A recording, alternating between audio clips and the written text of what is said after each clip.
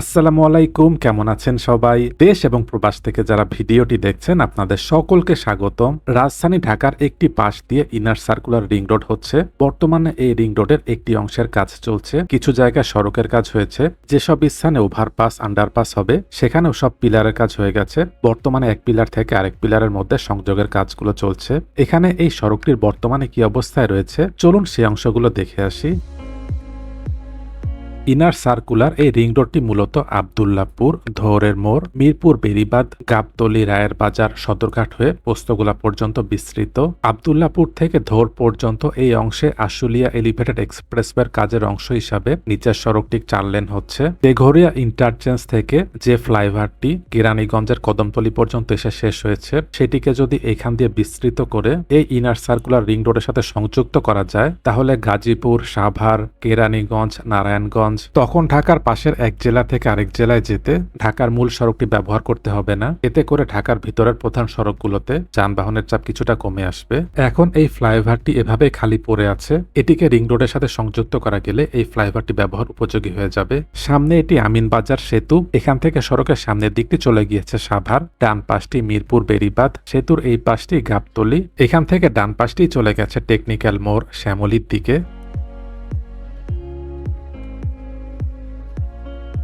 সামনে এটি Gabtali bus terminal. এখান থেকে ডান পাশের সড়কটি চলে গেছে সদরঘাট। এই স্থানে একটি গোল চত্বর। ডান পাশের সড়কটিও খুব গুরুত্বপূর্ণ। এখান দিয়ে মোহাম্মদপুর, ধানমন্ডি, বসিলা, রায়ের বাজার, হাজারীবাগ, কামরাঙ্গী চর সহ আরো বিভিন্ন এলাকার দিকে গেছে। এই সড়কটিও ইনার সার্কুলার রিং রোডেরই অংশ। ইনার সার্কুলার রিং রোডের উত্তরের অংশ থেকে দক্ষিণের অংশ পর্যন্ত পুরো সড়কের কাজটি করা গেলে উত্তরের অংশের যানবাহনগুলো দক্ষিণ দিকে যেতেও অনেক কম সময় লাগবে। আজকের ভিডিওটিতে স্পন্সর করেছে রাইজেন সফটওয়্যার সলিউশনস। এখানে website development, mobile app development সহ সফটওয়্যার রিলেটেড অনেক কাজ করা হয়। বিস্তারিত জানতে ভিজিট করুন rigensoft.com। তাদের ওয়েবসাইটের লিঙ্কটি নিচে ডেসক্রিপশনে দিয়ে দিচ্ছি, সেখানে পেয়ে যাবেন।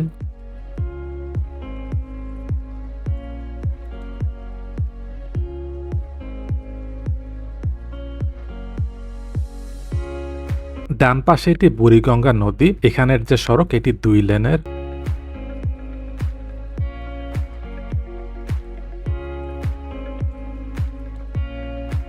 এবার একটু সামনে আসলাম, এটি মোহাম্মদপুর। এই সড়কের বাম পাশটি শিয়া মসজিদ হয়ে রিং রোডের দিকে গেছে আর ডান পাশটি ঢাকা উদ্যান। এখানেও এখন অনেক বহুতল ভবনে পরিপূর্ণ হয়ে গেছে, যার কারণে যানবাহনের চাপও বেড়েছে অনেক। এই সড়কটি দিয়ে বাবুবাজার সেতু হয়ে মাওয়ার দিকেও যাওয়া যায়, তবে সড়কটির কিছু জায়গা সরু এবং ভাঙ্গা রয়েছে। যানবাহনের যখন চাপ থাকে তখন যানজটও লেগে যায়, যার কারণে এই দিক দিয়ে না যাওয়াটাই ভালো।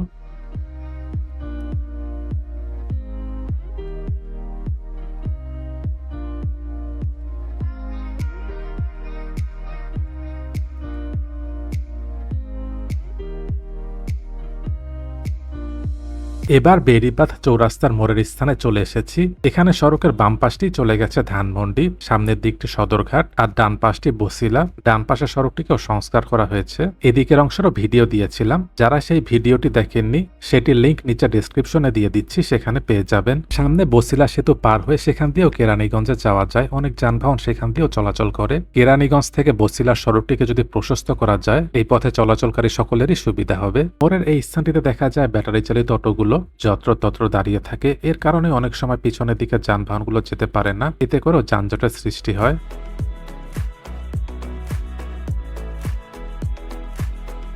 সামনে ডান পাশে এটি রায়ের বাজার বদ্ধভূমি। সড়কটিকে প্রশস্ত করার যে কাজ সেটি আরেকটু সামনে থেকে চলছে। গাবতলী থেকে রায়ের বাজার পর্যন্ত এই অংশে হবে আরেকটি ধাপের কাজ। গাবতলী থেকে রায়ের বাজার এই অংশের দূরত্ব 4.3 কিলোমিটার।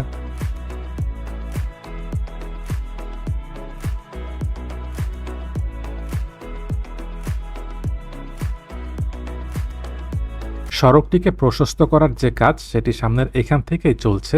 জানা গেছে এই রিং রোডটিতে বেশ কিছু ওভারপাস, ফুট ওভার ব্রিজ, বাসওয়ে থাকবে। ঢাকা দক্ষিণ সিটি কর্পোরেশন থেকে জানা গেছে দক্ষিণবঙ্গের প্রায় 21 জেলার যানবাহন যাতে এই সড়ক ব্যবহার করে উত্তরবঙ্গের দিকেও যেতে পারে সেভাবেই সড়কটিকে তৈরি করা হচ্ছে। এবার এদিক দিয়ে যাওয়ার পথে দেখতে পাচ্ছি ডান পাশের এই অংশে সড়কের কাজ হয়েছে। সড়কটির কিছু অংশ একটি পাশ এবং আরেকটু সামনে অপর পাশে সড়কের কাজ হয়েছে, যাতে করে যানবাহনগুলো নিরবিচ্ছিন্নভাবে চলাচল করতে করতে পারে। এরপর বাকি অংশের কাজগুলো করা হবে। সড়কটি সব মিলিয়ে হবে ৮ লেন। এর মধ্যে মাঝের 2টি লেন হবে এক্সপ্রেসওয়ের মতো, তার দুপাশেই সার্ভিস লেন যেখান দিয়ে স্বল্পগতির যানবাহনগুলো চলাচল করবে।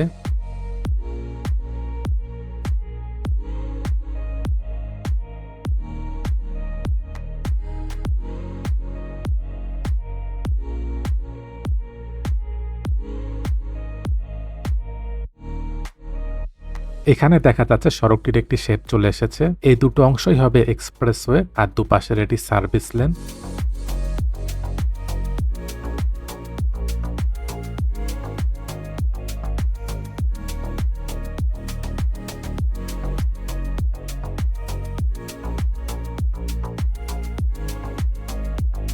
সামনে এই জায়গাটিতে একটি ওভারপাসের কাজ চলছে।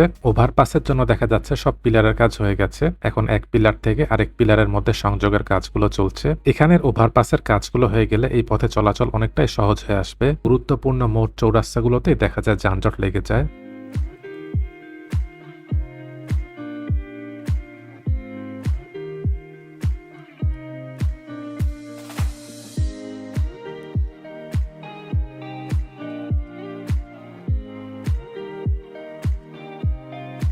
ডান পাশের এখানে দেখা যাচ্ছে অল্প কিছু অংশ সড়কের কাজ হয়েছে, আর এখানে বৈদ্যুতিক লাইনের টাওয়ারগুলো পড়েছে।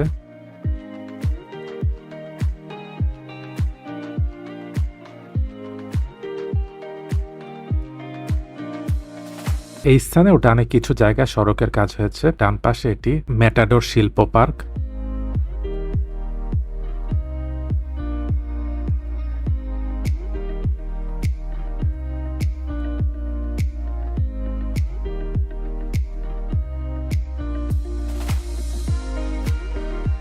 সামনে এখানে আরেকটি ওভারপাসের কাজ চলছে। এটিরও দেখা যাচ্ছে প্রায় সব পিলারের কাজ হয়ে গেছে।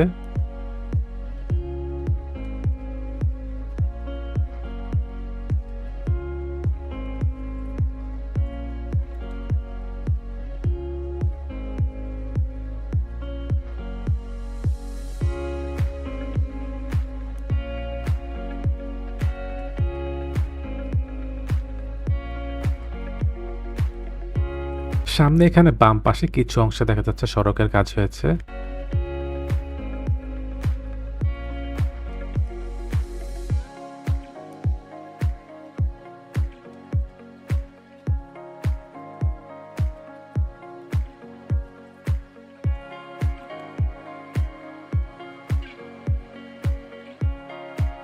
এবার লোহার ব্রিজের স্থানে চলে এসেছি। ডান পাশে কামরাঙ্গীর চর, এখানেও আরেকটি ওভারপাস হচ্ছে। ওভারপাসের জন্য দেখা যাচ্ছে সব পিলারের কাজ হয়ে গেছে। পিলারের উপরে সংযোগ তৈরির কাজগুলো চলছে।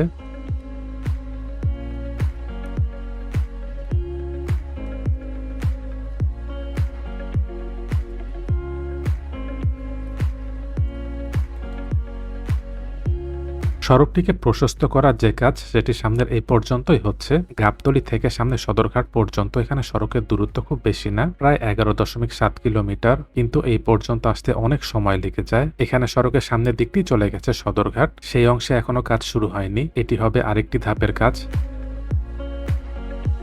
ডান পাশে এটি কেরানীগঞ্জ, সামনে এটি বাবুবাজার সেতু। তেঘরিয়া ইন্টারচেঞ্জ থেকে যে ফ্লাইওভারটি এসেছে সেটি এখান থেকে এই এক্সপ্রেসওয়ের সাথে সংযোগ করা গেলে এই পথে চলাচলকারী সকলের জন্যই ভালো হবে।